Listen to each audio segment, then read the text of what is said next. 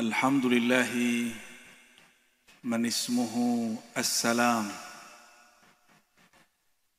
wa man kana lahu jannatu daris salam walhamdulillahilladzi arsala sayyidana Muhammad sallallahu alaihi wasallam man ata bis salam. Ashhadu an la ilaha illallah wa ashhadu anna Muhammadan abduhu wa rasuluh. Allahumma salli wa sallim wa barik alaihi. Amma ba'du, Allahumma aslih baina qulubina bihaqqi nabiyyika Muhammad nabiyyi salam. Amin ya rabbal alamin. Puji syukur kepada Allah. Ini ketiga kalinya saya ke Sumeneb. Alhamdulillah, termasuk sering lah itu. Dan alhamdulillah kesannya orang Sumeneb suka sholawat. Alhamdulillah. Beneran kan nih suka sholawat nih? Suka sholawat apa suka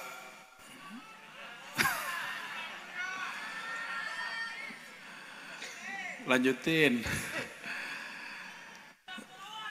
Siap sholawat. Maka nanti semoga kepolisian punya pasukan sholawat.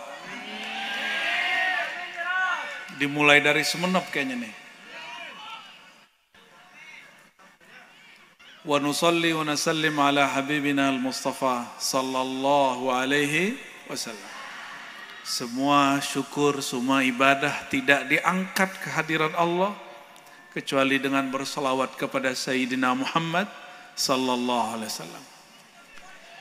Inilah keberkahan majelis At-Taufik ya. Karena isinya walaupun udah mulai ngerok nih ya. Aslinya mungkin mau jadi rocker tapi tobat ya. Yang saya hormati sahabat saya Bang Henry, biasanya kita ketemunya di Tuban terus. Kalau saya pulang ke rumah istri biasanya ketemu Bang Henry ini. Cuma dulu saya nggak tahu namanya Henry. Karena temannya manggilnya Santos. Saya mikir agama apa loh gitu. Dalam hati. Ternyata nama belakangnya Santoso. Ya. Kirain Bapa di surga.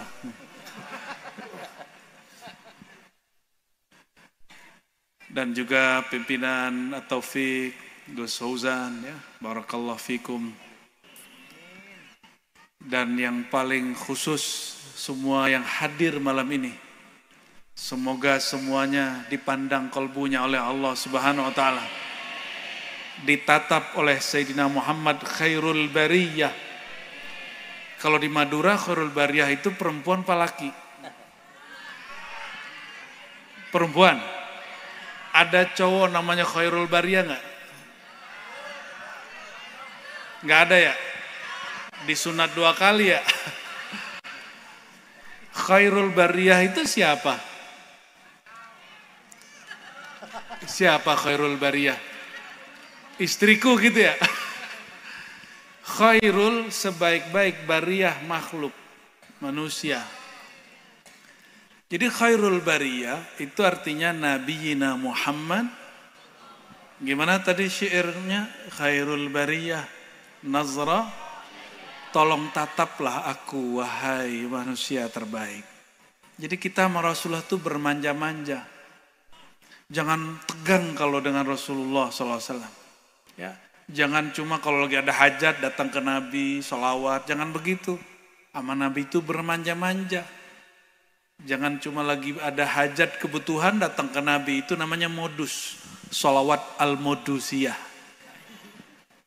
Ijazahnya hari ini banyak, sholawat begitu. Lagi ada hajat, sholawat.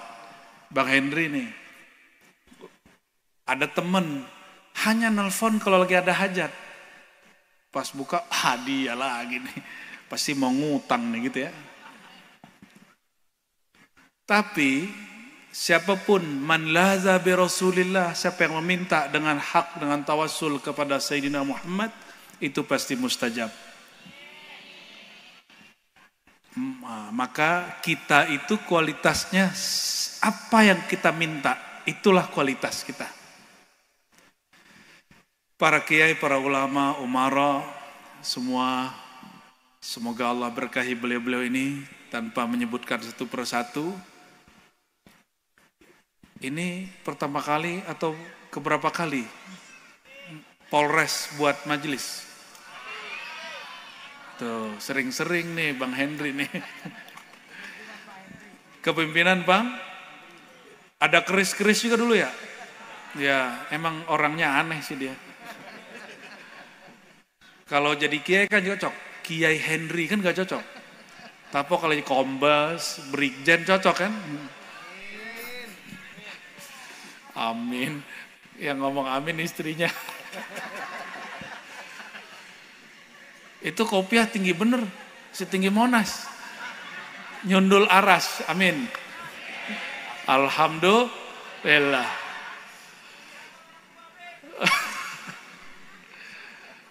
Allahumma sholli ala Muhammad. Tadi saya sudah mulai buka kualitas kita, apa yang kita minta. Kualitas kita, jadi cek aja nih orang sholawat apa yang diminta. Kalau dia abnaud dunya, cinta dunia, maka yang diminta dunia. Kalau orang abnaul akhirah, yang dia minta akhirat. Kalau dia ahlullah, yang dia minta al-qurbu ilallah, kedekatan kepada Allah. Ada sebuah hadis yang sudah dihafal banyak kiai, tapi pasti yang hadir gak hafal semua. Yang hafal siapa? Para kiai. Hadis zuhud, bismillahirrahmanirrahim, qala sallallahu alaihi wasallam, izhad fid dunya yuhibbukallah. Ada yang hafal? Izhad fid dunya yuhibbukallah. Izhad, zuhudlah terhadap dunia, di dalam dunia. Jadi terjemahan kita ternyata kurang pas. Selama ini terjemahan kita dari dunia. Padahal lafaznya fit, izhad fit dunya. Zuhudlah kamu dalam hidupmu di dunia. Berarti orang zuhud gak boleh ninggalin dunia. Apa arti zuhud? Apa arti zuhud? Miskin, kismin. Bukan, zuhud itu enggak begitu. Zuhud itu ikhraj hubbid dunya anil qalb.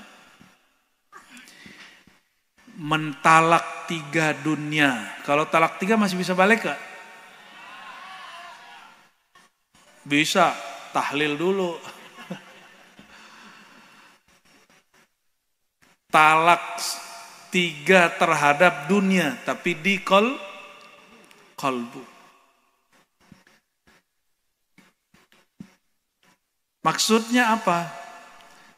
Makan, niatnya bukan mau kenyang. Orang makan niat mau kenyang, itu enggak zuhud. Makan itu niatnya biar kuat ibadah. Udah begitu belum niat makan? Jangan-jangan makan niatnya biar kuat kawin ini. Ya, sekarang orang buat podcast, makanan penguat libido. Tapi nggak ada orang ngomong, makanan menguatkan rohani. Nggak ada orang ngomong begitu.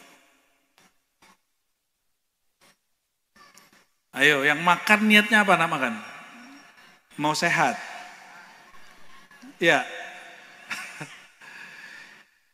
Coba mulai malam ini atau besok pagi, makan itu niatnya taqarruban ilallah. Mendekatkan diri kepada Allah.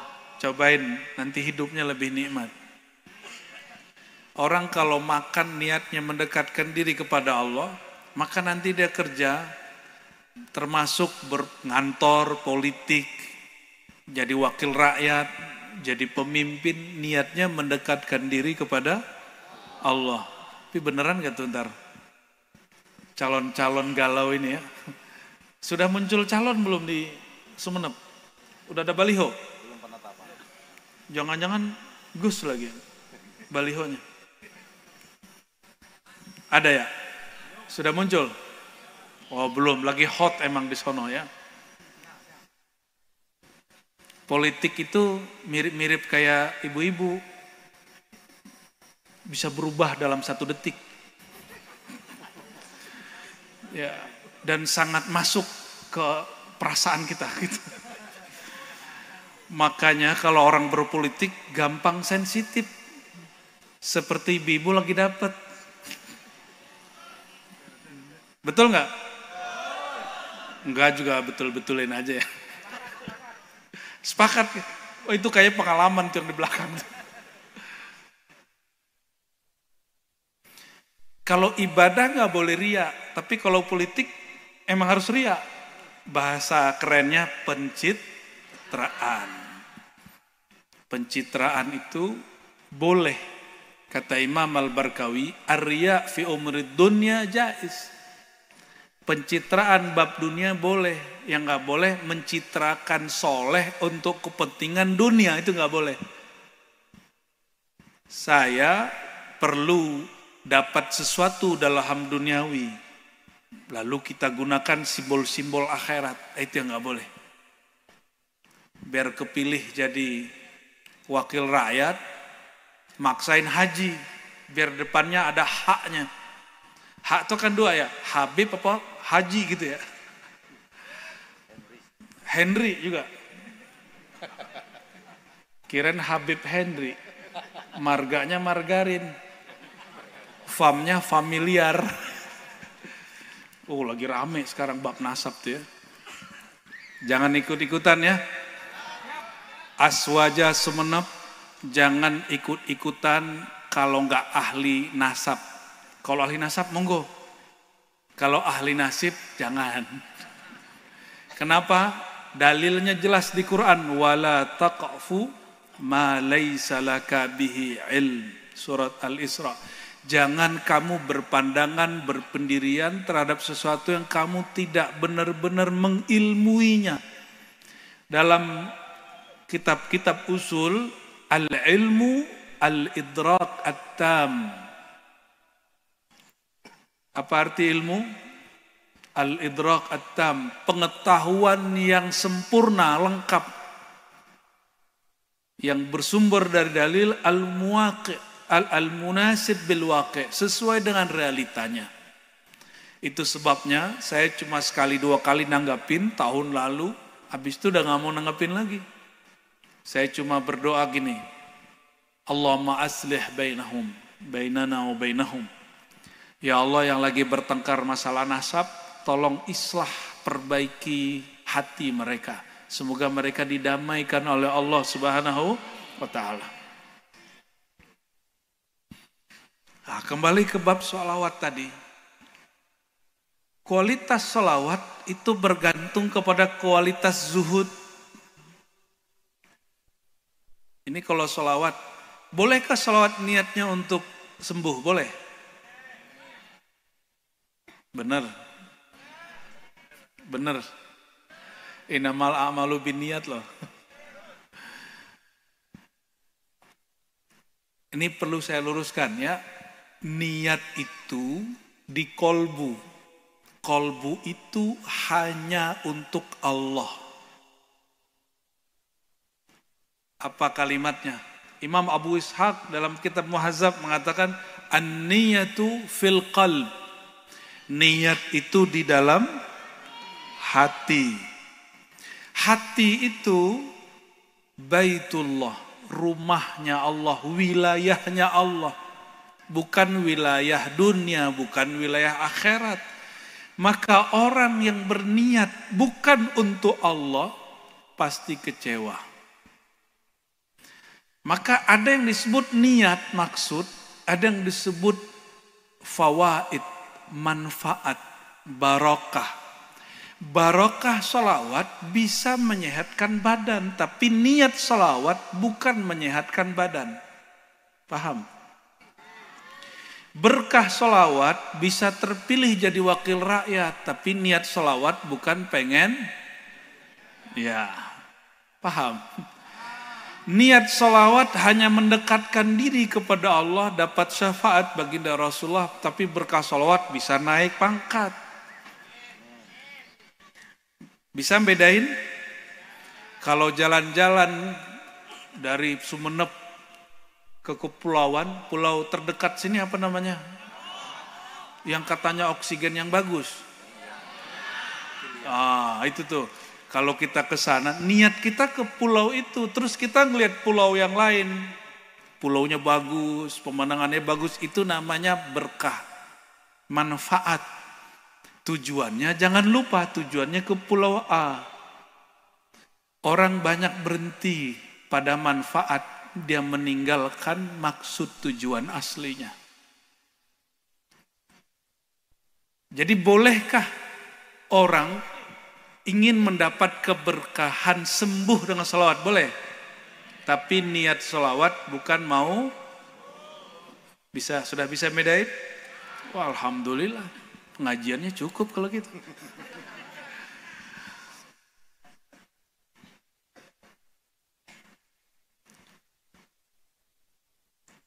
Mau tahu nggak? Yang paling ditakuti iblis. Mau? Serius nih? Nggak ada iblis kan di sini? Yang iblis angkat tangan. Halo, yang iblis angkat tangan. Alhamdulillah nggak ada. Alhamdulillah. Yang setan angkat tangan. Ada yang angkat tangan atuh. Itu jangan main-main jadi setan. Yang manusia angkat tangan. Manusia, Allah manusia beneran. Yang angkat tangan apa dong?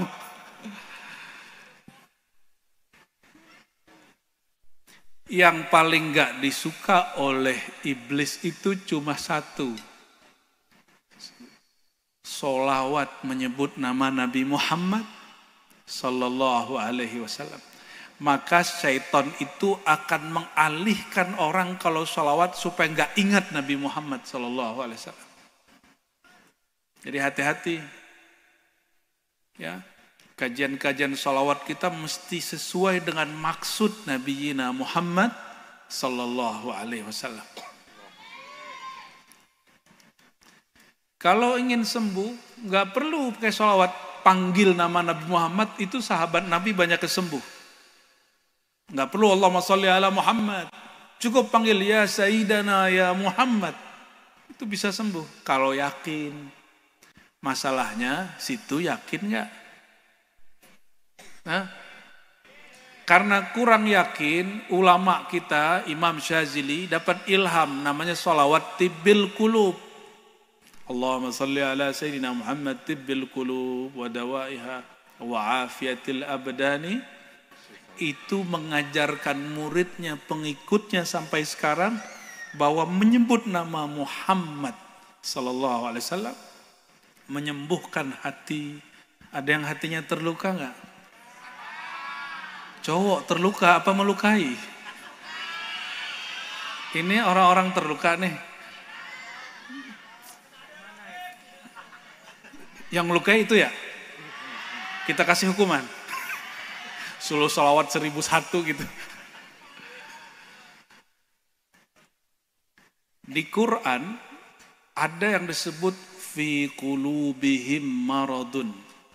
Ada ayatnya? Apal kan? Tuh apal, yang gak sholatnya apal kok itu. Fi qulubihim maradun. Di dalam kolbu orang-orang munafik yang tidak zuhud, yang cinta dunia. Marad, ada penyakit. Itu sembuhnya pakai apa?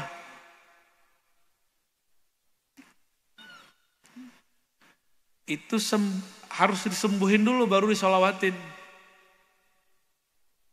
Enggak cukup zikir, dia mesti berilmu dulu. Fa'lam annahu la ilaha illallah, berilmu dulu. Nih perhatiin, ada orang pemarah tobat. Kalau bahasa lagi di sosial media, hijrah. Tahu hijrah enggak? Akhi-akhi hijrah. Ukhti-ukhti. Dia pemarah hijrah, tapi tidak dihijrahkan marahnya. Akhirnya hanya ganti pakaian. Yang tadinya celanaan jadi sarungan. Tahu nggak? Pak Kapolres kita sarungan masuk mall.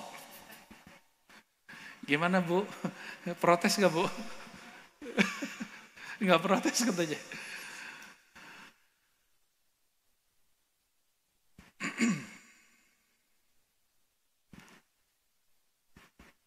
Fi qulubihim, di kolbu mereka ada penyakit. Ternyata penyakit itu bukan hanya fisik. Saya mau tanya, ada yang kuliah kedokteran gak ini? Main dokteran pernah? Kalian lagi nih orangnya. Modus bener ya. Sholawat modus. Main dokteran modus. Zikir modus. Lama-lama jadi kudus. Kudus bukan bahasa sini ya, bahasa Jawa ya. Fulus. Emang ente otaknya fulus. Allahumma sholli ala Muhammad. Udah ada belum kampus dokter kolbu? Udah ada belum? Nggak ada. Nggak ada. Apa di Sumeneb ada? Kalau ya saya mau masuk.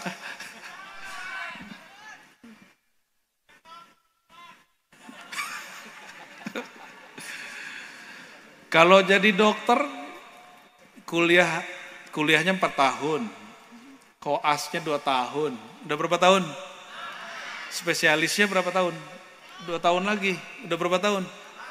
8. Jadi minimal jadi dokter spesialis 8 tahun ya. Itu dokter fisik. Baru satu ilmu yang betul-betul dikuasai. Dokter jantung, baru di pakar jantung doang.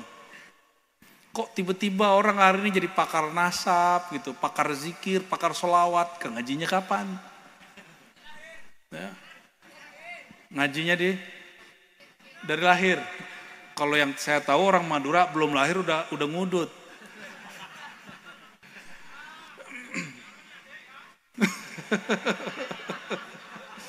Allahumma sholli ala Muhammad. Jadi yang menyembuhkan kolbu, dokternya mesti dokter kolbu. Dokter kolbu, jika dokter fisik spesialis, satu spesial mesti belajar 8 tahun, bayangkan. Dia kalau ngambil spesialis 2 tahun lagi, 2 tahun begitu. Kenapa kemudian orang belajar agama nggak sembuh-sembuh kolbunya? Karena dia baru mengganti pakaiannya, belum mengobati Nih perhatikan, hijrah udah ganti pakaian. Tadinya nggak punya jenggot, udah berjenggot. Ya, ini punya jenggot nggak? Nggak punya ya? Aduh, cowok nggak punya jenggot. Jangan-jangan ini. Kalau ini anggota nggak bisa kecuali dia intel ya.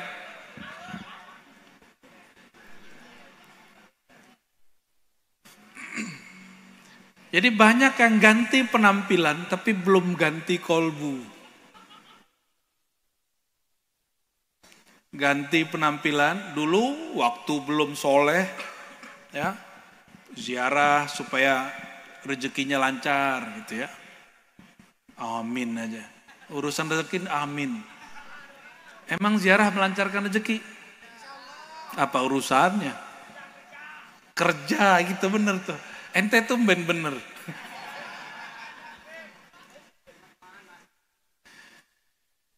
Kalau orang cuma hijrah kolbu, cuma hijrah pakaian, itu nanti kolbunya, emosinya masih sama. Bedanya, sekarang kalau marah pakai ayat. Mana dalilnya?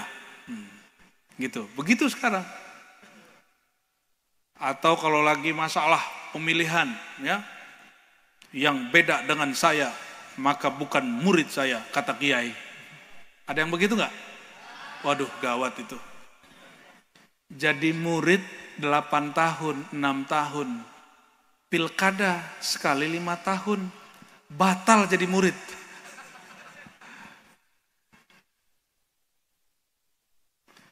Di zaman Nabi ada pemilihan nggak? Ada nggak? Ada pemilihan apa? Pemilihan kepala daerah ada nggak? Ayo mana dalilnya? Ada nggak?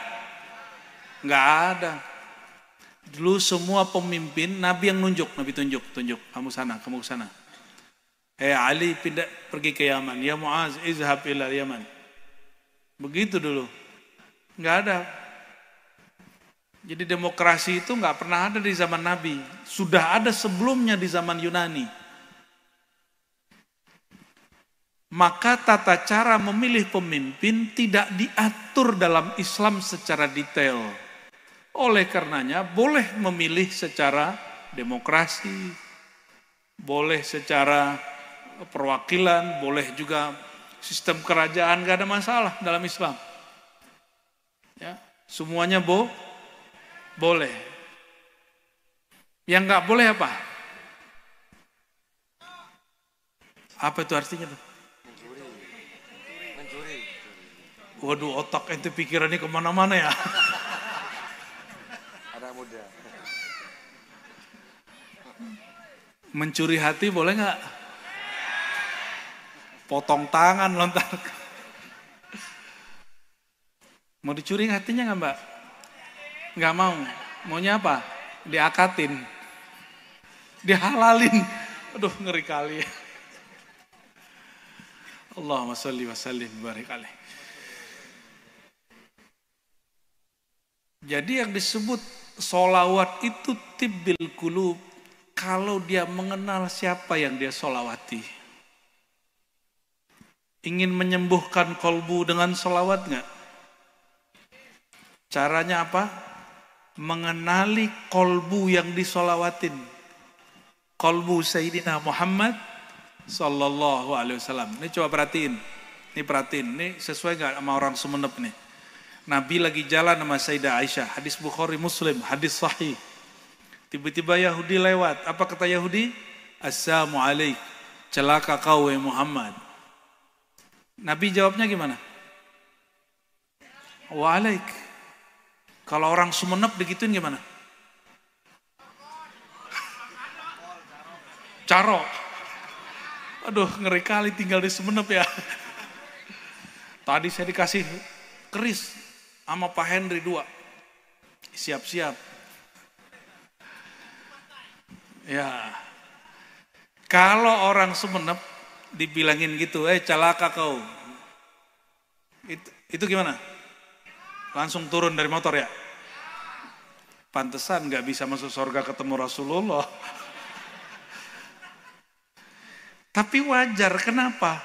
Sayyidah Aisyah mendengar suaminya, kekasihnya, nabinya, sahabat ayahnya dihina.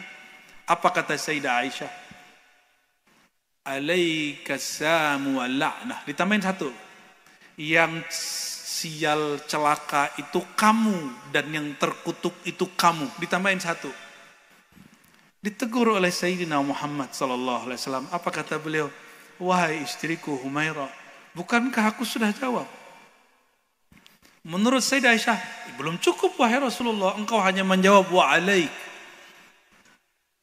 Begitu suami kalau diremehin ibu-ibu marah duluan ya. Kalau perlu balasnya 7 kali lipat ya. Sayyidah Aisyah membalasnya ditambahin 1, 2 kali lipat. Itu Sayyidina Muhammad sallallahu alaihi wasallam marah.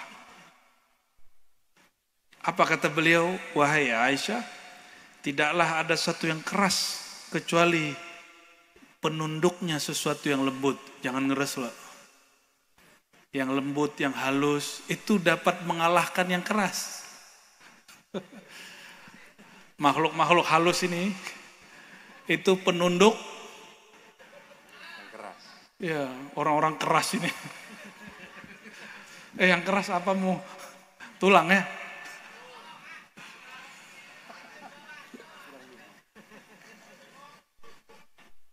Tobat mas, tobat.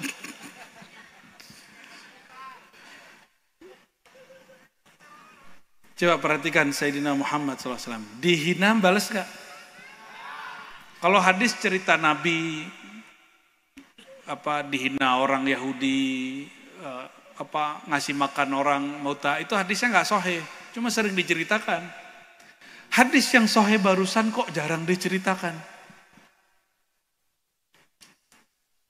Dicaci nggak, balas mencaci. Nah itu mau jadi wali Allah nggak?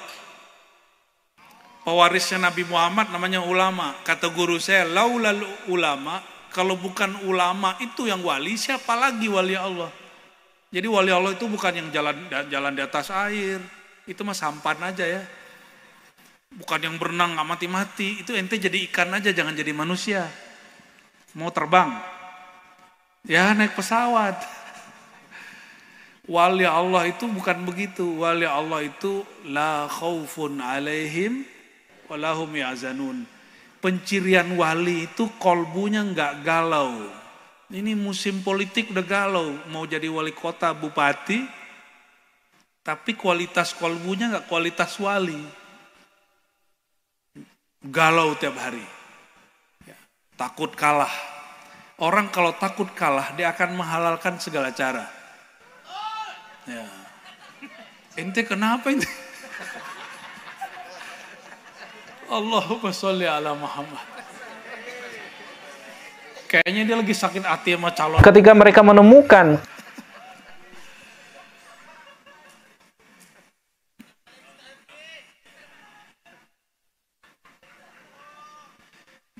jadi jika ingin sholawat menyembuhkan kolbu dari penyakit-penyakit, fal ta'rif al-musalla alaih. Kenalilah siapa yang engkau sholawati. Ini mumpung sebentar lagi bulan Maulid, semoga majelis-majelis sibuk menceritakan akhlak Nabi Muhammad Sallallahu Alaihi Wasallam. Ciri-ciri cinta seseorang sering disebut-sebut namanya, benar? Kalau lagi jatuh cinta sering nyebut nama nggak? Benar ya. Seandainya Nabi Muhammad itu boleh digambarkan, itu gambarnya paling sempurna. Masalahnya ulama kita melarang untuk menggambar Sayyidina Muhammad Sallallahu Alaihi Wasallam. Terlalu kecil untuk digambarkan. Beliau sangat sempurna. Ini contoh gini. Ini Kiai Gus ini ganteng nggak? Yang bilang cowok saya curiga. Neng, ini cakep nggak Kiai kita? Ini alamat ini Kiai. Iya, suami orang. Ya, bukan suami jin.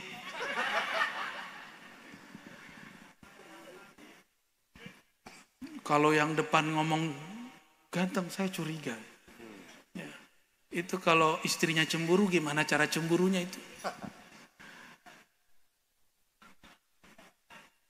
Tapi secakap-cakapnya Gus ini, kalau ibu-ibu ini disuruh pegang pisau sama apel, pasti tangannya takut luka. Ya benar ya.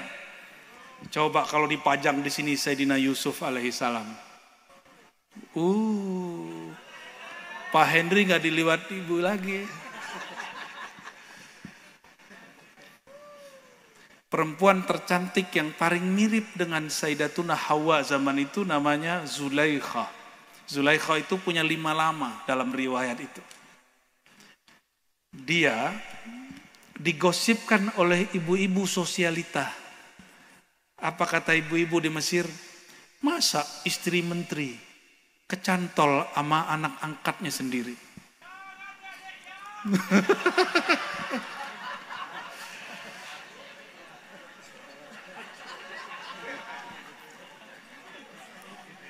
Yang paling kenceng nanggepin gosip siapa?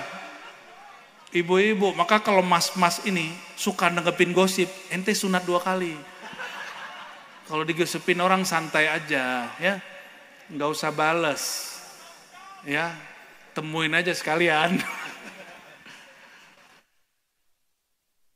Akhirnya Zulaikha kumpulkan ibu-ibu sosialita yang cuantik itu.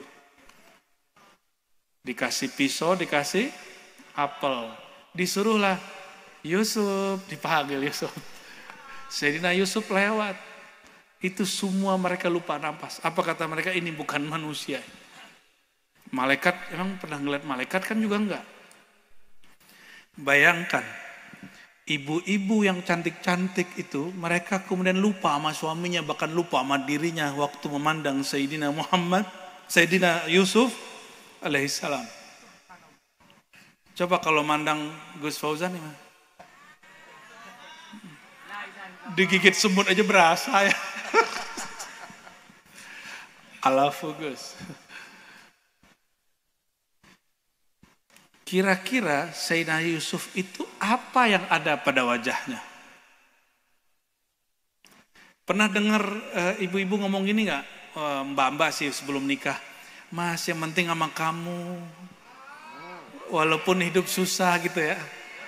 Itu dia kena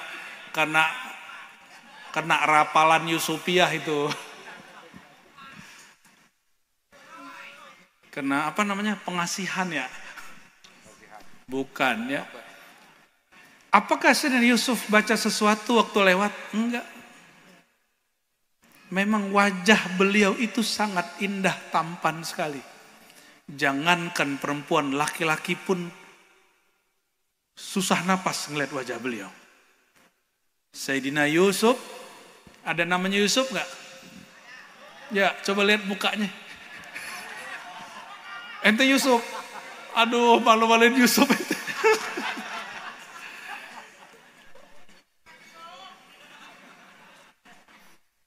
Panggilannya Ucup ya. Saya sering bacakan hadis ini. Apa kata Sayyidina Muhammad sallallahu alaihi wasallam? Jamalu Yusuf nisfu jamali. Tampannya Yusuf itu separuh tampan aku, kata Sayyidina Muhammad sallallahu alaihi wasallam. Coba bayangin kalau ibu-ibu ngeliat Nabi Muhammad. Aduh. Apa beda tampannya Sayyidina Yusuf dengan tampan Sayyidina Muhammad sallallahu alaihi wasallam? Tampan Sayyidina Yusuf dizahirkan Allah pada wajah.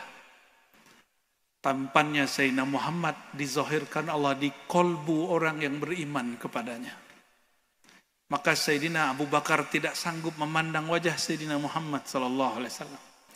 Sayyidina Umar pun tidak sanggup menahan nangis kalau memandang Sayyidina Muhammad sallallahu alaihi wasallam. Sayyidina Anas berkhidmat kepada beliau khadam Sayyidina Muhammad 10 tahun dan dia nggak sanggup memandang wajah Sayyidina Muhammad sallallahu alaihi wasallam. Nggak kuat. Nggak kuat. Maka ketika Sayyidina Anas sudah mulai tua, Nabi Muhammad sudah wafat. Datang muridnya Thabit Al-Bunani. Siapa nama muridnya? Kata Sayyidina Thabit Al-Bunani, kawan Sayyidina Al-Hasan Al-Basri. Ya Anas, wahai Anas, mana mata yang dulu memandang Sayyidina Muhammad sallallahu alaihi wasallam? Kata Sayyidina Anas, ini mataku. Mana matamu? Kayaknya ini hobi cahro ini. Adem pakai sholawat ya, amin. Lalu Sayyidina Thabit Al-Bunani, apa kata beliau? Apa, cukup? Apa tuh terjemahannya?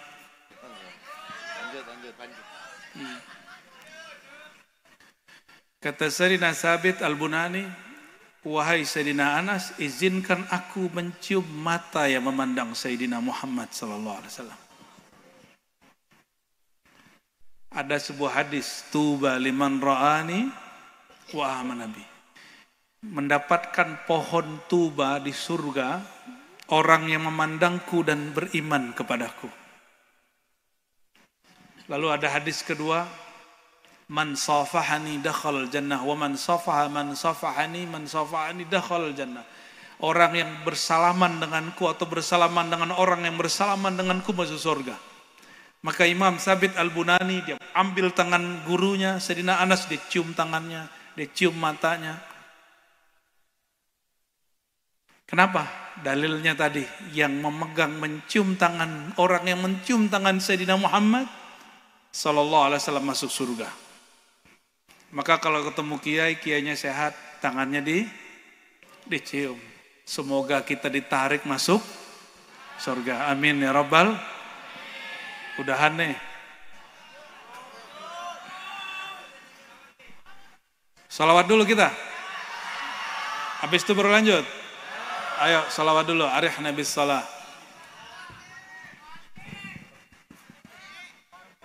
يا ربي صل على محمد يا ربي صل عليه وسلم يا ربي صل على محمد يا ربي صل عليه وسلم يا ربي صل على محمد حبيبك الشافع المشفع يا ربي صل على محمد يا ربي صل عليه وسلم يا ربي صل على محمد أسمى البرايا جاها وأوسا يا ربي صل على محمد يا ربي صل عليه وسلم يا ربي صل على محمد أسمى البرايا جاها وأوسا يا ربي صل على محمد يا ربي صل عليه وسلم يا ربي صل على محمد وعافنا واشف كل موجع يا ربي صل على محمد يا ربي صل عليه وسلم يا ربي صل على محمد وأصلح القلب واعف وانفع يا ربي صل على محمد يا ربي صل عليه وسلم يا ربي صل على محمد نحل في حسنك الممنى يا ربي صل على محمد يا ربي صل عليه وسلم يا ربي صل على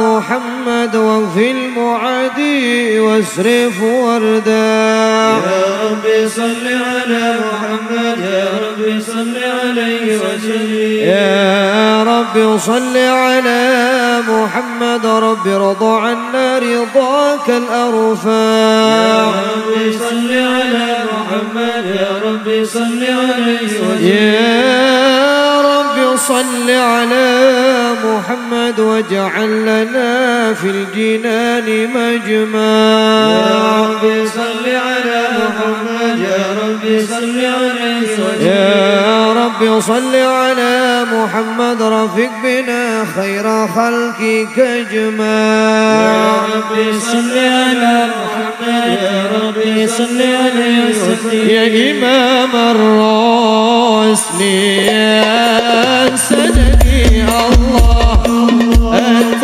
باب الله في معتمدي فبدنياي وآخرتي يا رسول الله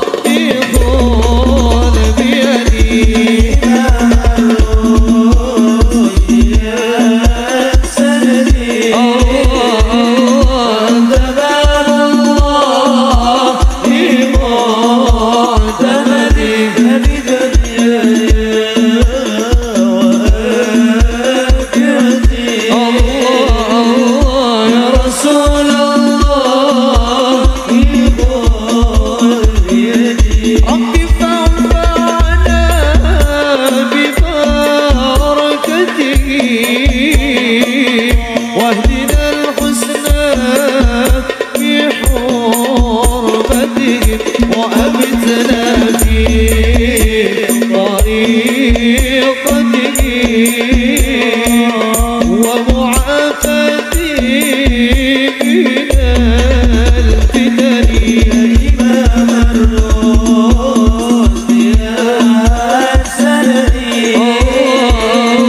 أنت باب الله في معتمدي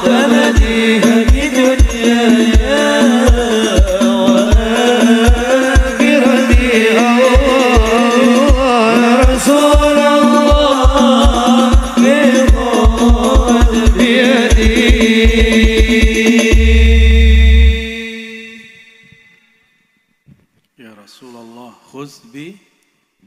Apa artinya? Wahai baginda, tariklah tanganku. Itu kalimat berkesan karena dulu saya pernah anti sholawat, karena pernah tawahabu dulu, wahabian. Dulu benci banget sama orang baca khusbiyadi. Kenapa? Apa kata saya dulu? Nabi Muhammad udah mati, kenapa ente panggil-panggil? Ya Rasulullah, khuz biyadi, wahai baginda, ambillah tanganku. Dulu kita sebut orang yang baca begini musyrik. Untung ketemunya tahun 2024 sama saya. Kalau ketemunya tahun 2004, wah masih ente musyrik. Tapi setelah ketemu Sadah Syamiyah, guru-guru dari negeri Syam, beliau-beliau itu yang meluruskan hati. Alhamdulillah. Orang kalau baca dengan hati, ya Rasulullah khuz biyadi, insya Allah nanti di sirat dia diselamatkan oleh Sayyidina Muhammad sallallahu alaihi wasallam. Jadi kalau baca itu iktikadkan, wahai baginda, tolong selamatkan aku menembus siratal mustaqim. Siratal mustaqim itu ada banyak riwayat tentangnya. Nah, ini cerita sholawat. Ada yang kalau di orang tua-tua dulu rambut dibelah, itu sebenarnya bukan hadis. Kalimatnya cuma begini, adaqqu minasy-sya'r.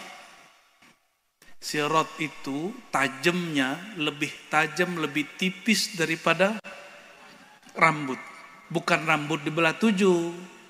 Itu ungkapan-ungkapan riwayat. Tapi kalau hadis nabinya cuma begitu. Tapi di hadis Sahih Muslim yang lain disebutkan bahwa siratal mustaqim, sirat itu seperti naik gunung. Naik gunung yang ujungnya tipis. Kiri kanannya ada duri raksasa. Kepleset dikit langsung kena durinya. Ya, ada orang yang kena duri kakinya, ada yang nyantol di kepalanya, ada yang di dadanya.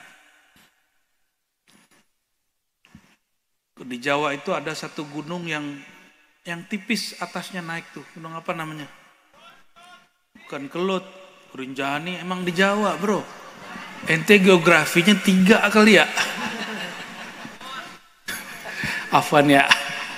Allahumma sholli ala Muhammad. Di bawahnya api neraka jahanam. Jahanam itu bukan bahasa Arab loh ya. Itu aslinya bahasa Suryani. Bukan Mama Suryani ya. Apalagi Mama Gupron. Jadi orang Yahudi kalau nyebut api itu jahanam. Ya, bukan Hajar Jahanam, itu orang Madura yang jual di Mekah itu. Kok tahu? Pernah beli kali ya. Allahumma sholli ala Muhammad.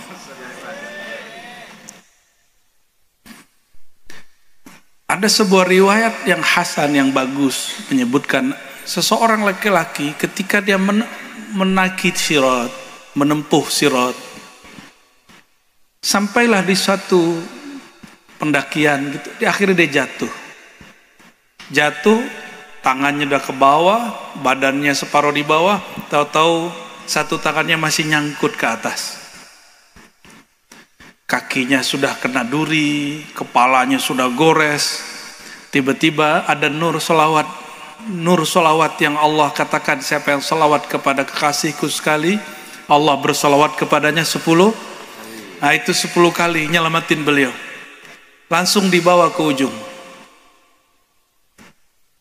Kenapa? Dia solawat pakai kolbunya waktu dia hidup. Dia salawat bukan karena ingin meniatkan dunia. Karena salawat karena ingin dunia, Allah kasih di dunia, nanti di akhirat gak dapat lagi. Oleh karena itu dari awal kami mengatakan, kalau salawat niatnya hanya mendekatkan diri kepada Allah. Tapi berkah salawat boleh urusan dunia. Rezeki, jodoh, pangkat naik, apalagi Apalagi nambah istri. Istri itu bagian dari rezeki. Ya. Jadi ibu-ibu kalau nahan lakinya itu nahan rezeki berarti ya. Maaf Bu ya. Allahumma sholli ala Muhammad. Man kana azwajuhu katsirah ya. Itu kita-kita aja yang tahu artinya.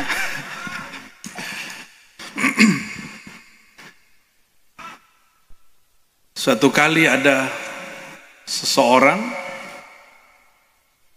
lagi masuk ke Raudhah. Ini realita kejadian. Saya kenal orangnya. Di Raudhah itu jalur ibu-ibu. Ibu-ibu ini ternyata lebih galak dari bapak-bapak kalau salah jalan.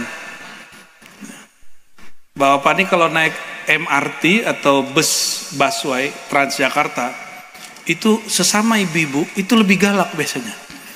Ya, kalau dia dapat duduk dia mau ngasih orang lain. Ya, lebih mantap lah. Bapak-bapak ngasih ibu-ibu, ibu-ibu nggak mau ngasih.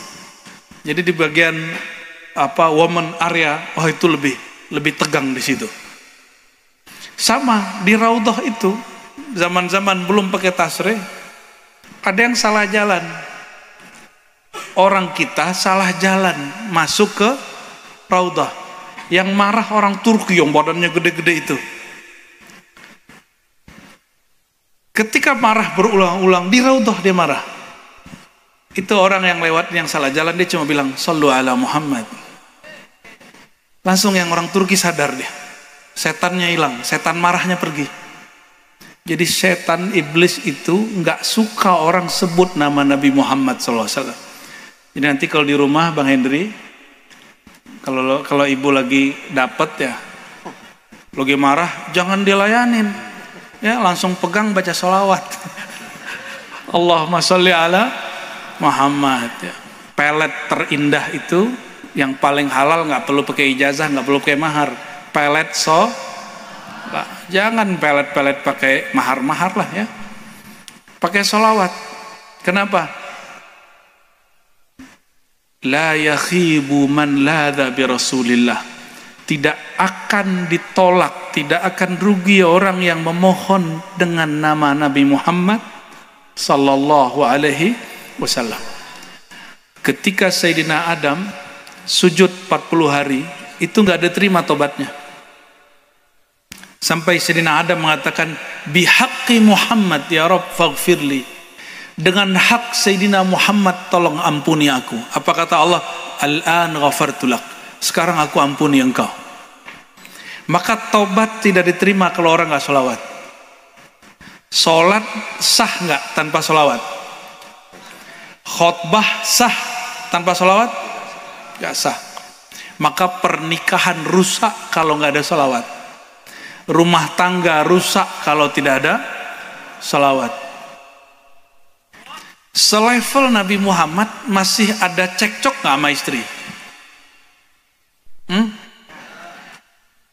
Masih ada cekcok nggak? Ada. Jangan dikira nggak ada. Pernah di Sahih Bukhari dikatakan Nabi Muhammad SAW pulang dari rumah Ummu Salamah, datang ke rumah Sayyidah Aisyah. Di rumah Sayyidah Ummu Salamah dikasih madu. Madu itu harum dan manis.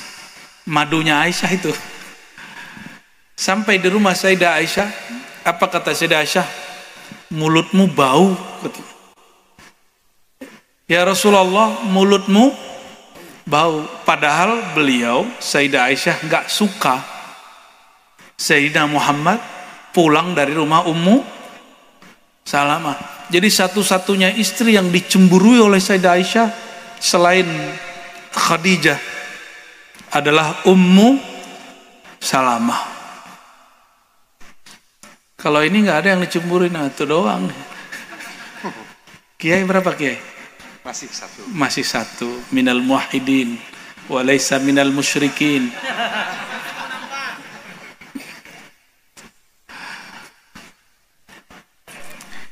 Konflik nggak Nabi sama Sayyidah Aisyah?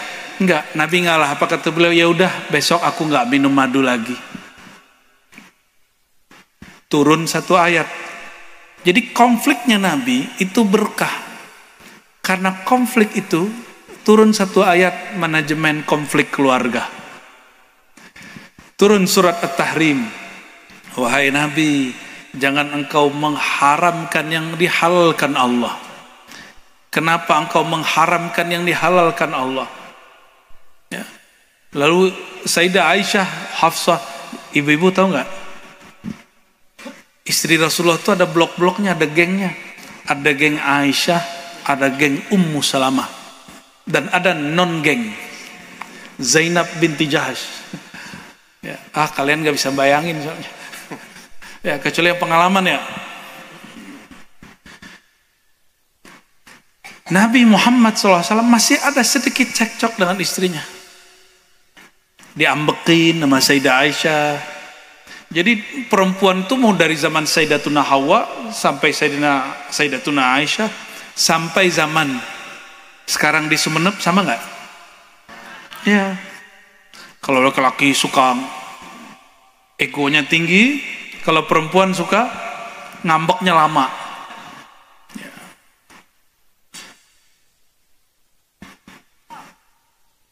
Bayangkan itu ngambekin Sayyidina Muhammad. Asbab ngambek turun ayat. Kalau ibu-ibu ngambek turunnya apa? Piring. Maka konflik Sayyidina Muhammad itu bukanlah konflik yang sayyi'ah, yang tercela. Konfliknya bawa berkah. Akhirnya laki-laki tahu cara menghadapi perempuan. Kenapa beliau mengatakan baiti jannati, rumahku, sorgaku? Betul ya? Padahal sorga kan di akhirat. Saya mau tanya, lebih mulia sorga apa Nabi Muhammad? Beneran? Beneran? Lebih mulia sorga atau Nabi Muhammad? Lebih mulia Hajar Aswad apa Nabi Muhammad? Maka orang pergi haji umroh nggak ziarah, itu haji umrohnya nggak diterima. Kalau dia punya kesempatan ya, nggak diterima. Baiti jannati, sorga itu yang megang kuncinya siapa? Kalau pemegang kunci berarti pemilik sorga, bukan? Pemilik, apa kata Allah tentang Nabi Muhammad? Engkau itu rahmatku, wahai Muhammad, rahmat bagi alam, rahmatan lil alamin. Lalu dalam hadis qudsi Allah berkalam kepada surga, ya jannah, ayyatuhal jannah, wahai surga, biki arham ibadi, denganmu, melaluimu aku merahmati, menyayangi hamba-hambaku. Maka rahmat surga, Nabi Muhammad bawa rahmat, maka kunci rahmatnya dipegang sama siapa? Apa kata beliau? Biyadi mafatihul jannah, di tanganku ada kunci surga. Kuncinya banyak. Ini saya mau tanya, kalau nanti mas-mas dan mbak-mbak ini masuk surga, amin, udah ngebat masuk surga ya? Belum. Kalau nanti masuk surga, langsung masuk atau gimana? Langsung masuk? Waduh, egois bener ya. Nggak inget temen dia. Kalau Nabi Muhammad habis dibuka pintu surga, beliau nggak langsung masuk. Dia balik lagi. Dia cari umatnya. Para kiai, para mursyid, para syekh, kalau dia dibukakan pintu surga, apa kata dia? Wahai Rasulullah, saya nggak mungkin masuk surga kalau istriku tidak masuk, kalau muridku nggak masuk. Karena aku begini, berkah pasanganku, berkah istri, berkah murid-murid. Maka si kiai-kiai nggak masuk langsung. Lain kalau yang barusan pengen langsung masuk tuh. Jadi orang kalau kenal Allah, bukan sorga tujuan dia. Seandainya sorga itu bukan tempat bertemu Rasulullah, tidak perlu mereka orang yang kenal Allah itu masuk surga. Seandainya di langit, bukan di langit, di sorga Firdaus tidak berjumpa dengan Allah, maka orang-orang yang kenal ahli ma'rifatullah Wali-wali Allah mereka nggak merindukan surga. Jadi mereka rindu surga bukan karena kawin 72 bidadari. Bukan karena nanti di surga khamar halal, susu halal, boleh kawin banyak-banyak. Bukan. Itu namanya surga syahwat. Maka surga itu ada dua. Surga syahwat, surga ma'rifat. Waliman khafa maqama rabbih jannatan. Bagi orang yang mengenal Allah, gitu terjemahan tafsiriyahnya, maka dia dapat dua surga. Surga syahwat dapat, surga ma'rifat. Surga ma'rifat itu apa? Surga cinta, berjumpa dengan Sayyidina Muhammad sallallahu alaihi wasallam. Kalau orang jumpa Sayyidina Muhammad pasti ketemu Allah. Maka merindukan surga bukan karena surganya, tapi karena di surga bertemu Sayyidina Muhammad sallallahu alaihi wasallam. Itulah dalil kita kenapa kita berharap masuk surga. Ini hati-hati, beberapa orang torikot nggak minat masuk surga. Bener Gus ya? Ada beberapa orang torikot saya ketemu, apa kata dia? Gak usah harap surga, langsung Allah aja. Wah, ngeri kali itu orang.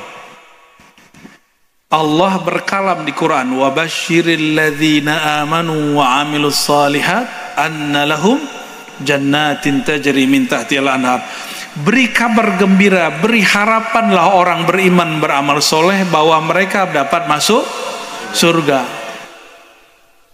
Bukan karena surganya, tapi karena di surga berjumpa dengan Sayyidina Muhammad sallallahu alaihi wasallam. Kita sholawat tiap hari, betul? Sholawat tiap hari? Bener? Nyebut nama beliau setiap hari. Sholawatan maulidan tiap minggu, tiap bulan. Pengen ketemu nggak dengan yang disolawati? Dan tempat ketemunya nanti di surga Al-Firdaus. Maka orang masuk surga nggak semua ketemu Nabi. Gak semua orang masuk surga ketemu Nabi. Nanti di surga orang gaji lagi, belajar lagi. Gimana cara jumpa Rasulullah? Maka mereka belajar lagi. Sayyidina Musa dikubur masih sholat. Itu sholat apa itu? Hadis Bukhari. Sayyidina Musa dilewati oleh Sayyidina Muhammad. Apa kata beliau? Ra'aitu Musa yusalli fi qabri. Aku lihat Musa masih sholat di kuburnya. Itu sholat apa?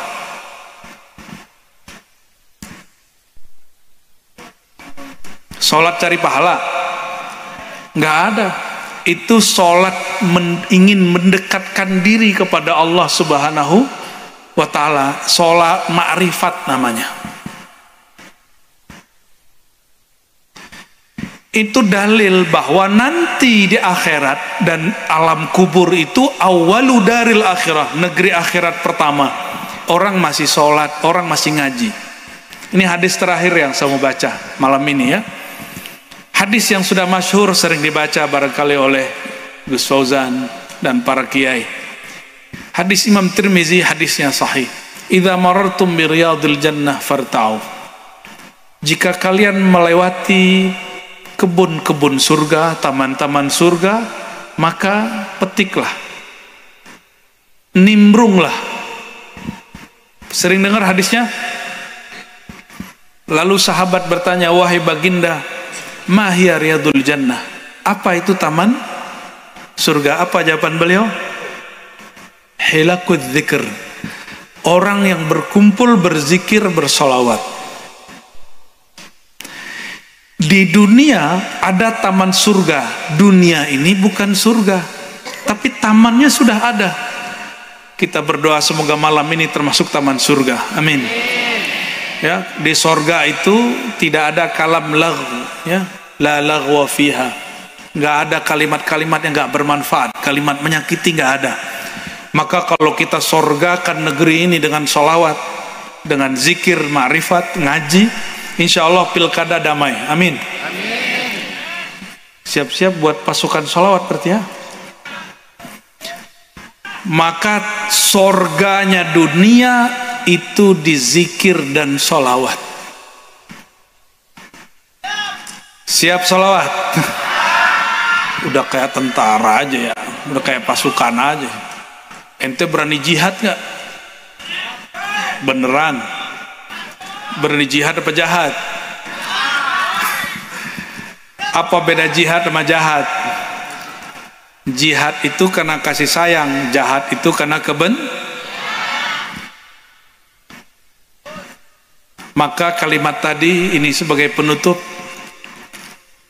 jadikan Sumeneb, jadikan Madura, jadikan Indonesia taman-taman surga. Amin. Dan tanda syukur kepada Allah yang sudah sering ke luar negeri paham, di Saudi boleh bikin sholawatan begini nggak? Di Saudi nggak boleh. Saudi asal negerinya Islam itu nggak boleh Pak bikin begini, dibubarin. Di sini malah polisinya yang bikin. Alhamdulillah. Orang Madura sholawatan depan Raudhah, samping Raudhah itu dibubarin sama askar. Di sini polisinya ikut mahal kiam sama kita. Alhamdulillah. Udah pernah ke jiran belum? Jiran kita. Jiran kita negara apa? Apalagi? Coba bikin majelis begini, nggak bisa, kecuali izin dari sultan. Nggak bisa. Tapi Brunei pas maulid itu besar, sekali setahun aja. Hanya Brunei, sekali setahun. Tapi kawan saya bikin majelis diam-diam di apartemen. Tamat tarim dia bikin majelis di apartemen, nggak kedengeran sama orang. Di sini kalau ada polisi bubarin pengajian, polisinya dicaro sama orang Madura. Iya. Di sana coba-coba begitu, bikin majelis sendiri, dicaro balik sama polisinya. Ini insya Allah apa? Ini insya Allah tanda kebangkitan Islam, sholawat ada di negeri kita. Amin. Ya, semoga polisi siapapun nanti yang jadi Kapolres cinta sholawat. Kita doakan nanti pilkada damai sampai pulau-pulau yang pelosok. Allah jaga semua negeri kita Indonesia. Allah jadikan negeri riyadul jannah, taman-taman surga. Ala hizniya wa likulli niyatin salihah. Al-Fatihah.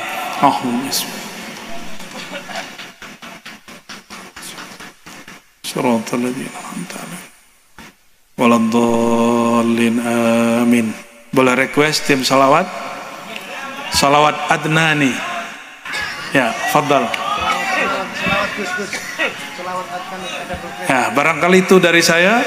Habis ini ditutup salawat, doa dan segala macam. Assalamualaikum warahmatullahi wabarakatuh.